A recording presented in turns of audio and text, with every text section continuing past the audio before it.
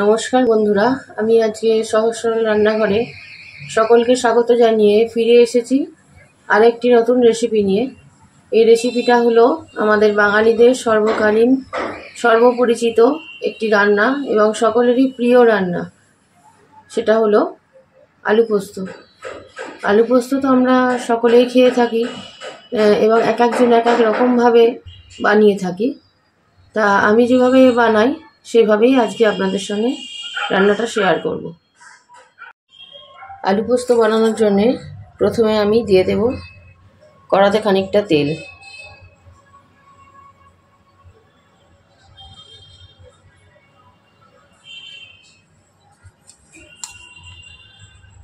তেলটা একটু গরম হতে দেব। তেলটা গরম হয়ে গেলে আমি এখানে ধুয়ে রাখা আলুগুলো দিয়ে দেব।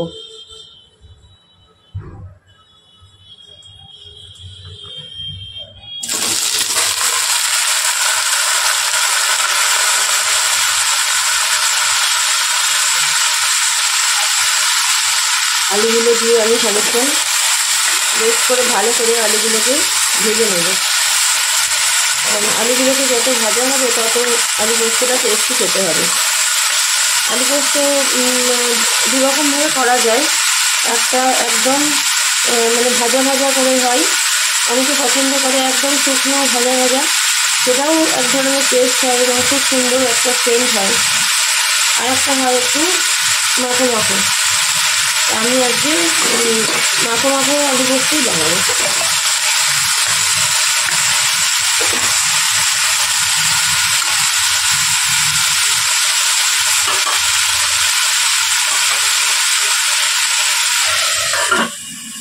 ঢেকে দেব।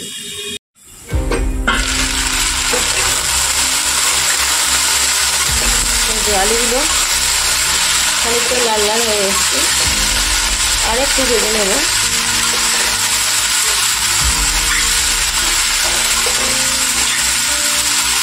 আর একটু চাপা দিয়ে রাখবো। আর এদিকে আলুগুলো ভাজা হতে হতে আমি পোস্তটা তৈরি করে নেব। পোস্ত বাটাটা, তার জন্য আমি নিয়ে নেব বেশ খানিকটা পোস্ত, আর নিয়ে নেব কয়েকটা কাঁচা লঙ্কা।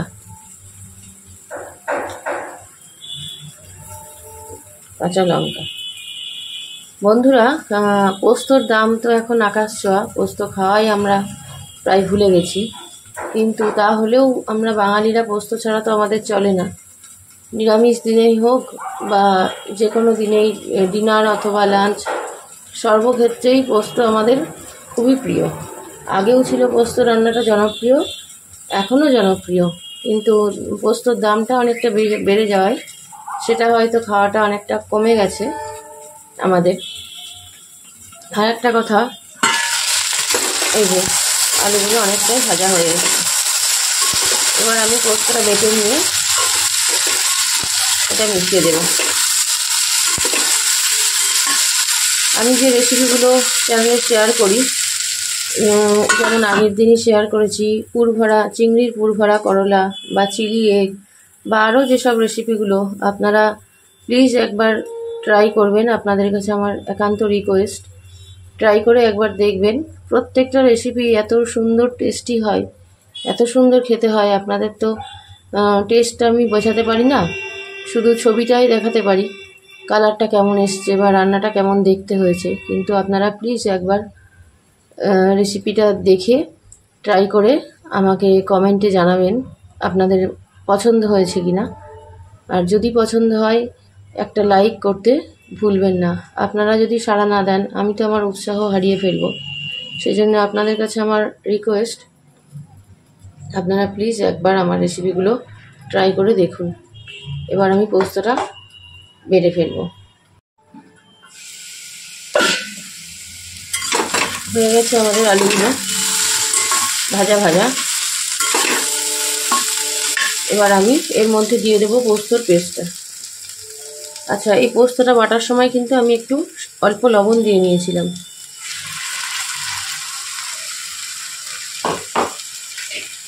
সেই জন্য লবণটা আমাদের বুঝে দিতে হবে।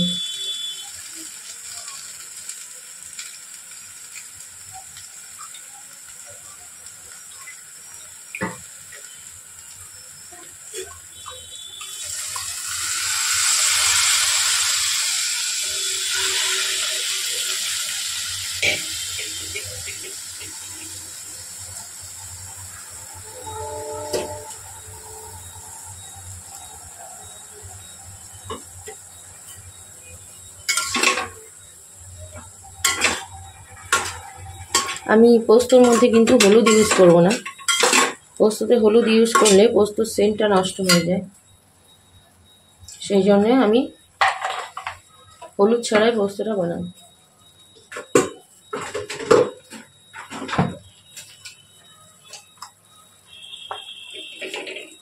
আর একটু জল দিয়ে দেব।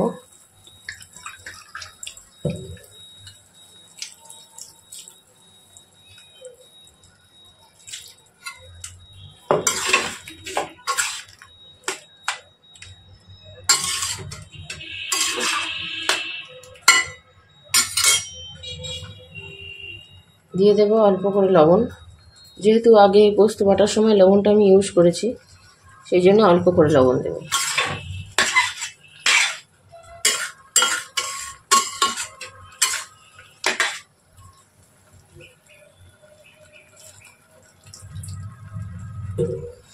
এবার ঢিমে আছে এটা খানিকক্ষণ হতে দেব।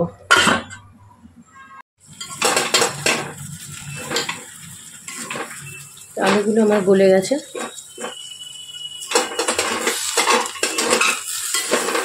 এই যে পোস্ত তলাটা যত এরকম ধরা ধরা হবে, তত পোস্তর একটা সেন্ট বেরোয় নিজস্ব।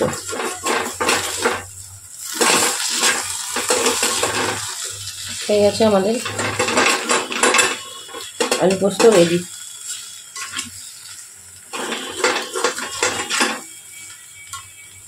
এবার আর একটুখানি পাতলা করে নেব, কারণ এটা রেখে দিলে অনেকটা টেনে যাবে।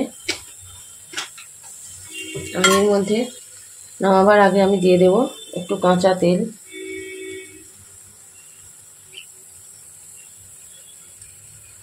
পোস্তর সঙ্গে কাঁচা তেলটা খুব সুন্দর যায়।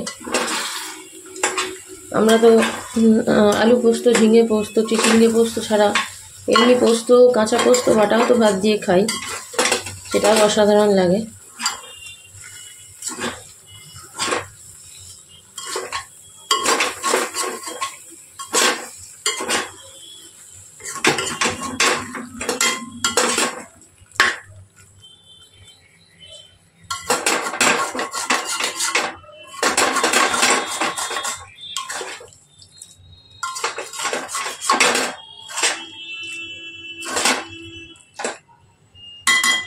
হয়ে গেল আমাদের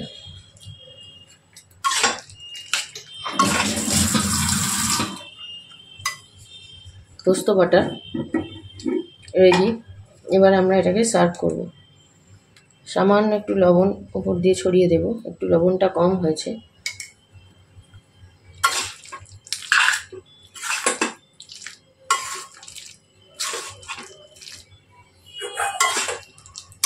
এবার আমি একটা বাটিতে এই পোস্তটা তুলে নেব। পোস্ত রেসিপিটা যে কতটা টেস্টি হবে সেটা তো আপনারা সবাই জানেন, কারণ এর জন্য তো আলাদা করে কোনো টেস্ট লাগে না। পোস্তরই একটা নিজস্ব অসাধারণ টেস্ট আছে। শুধুমাত্র আমরা এক একজন এক এক রকম টেকনিকে এটা বানাই, এটাই যা পার্থক্য।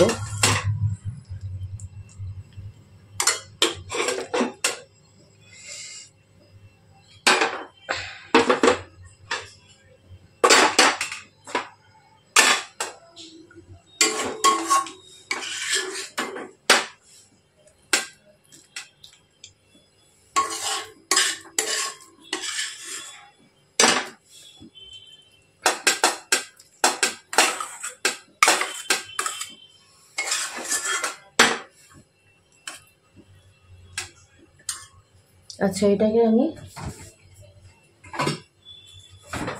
এবার সার্ভ করব।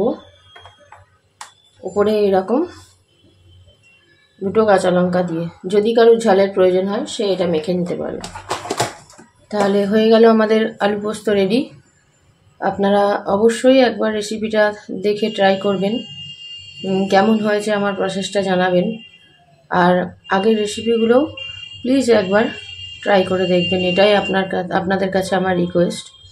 কেমন সুন্দর রেসিপিগুলো হয় সেটা না ট্রাই করলে বুঝতে পারবেন না। তাহলে আজকের মতো আসি, আবার ফিরে আসবো একটা নতুন রেসিপি নিয়ে। ততক্ষণে যেন সাবধানে থাকবেন, ভালো থাকবেন।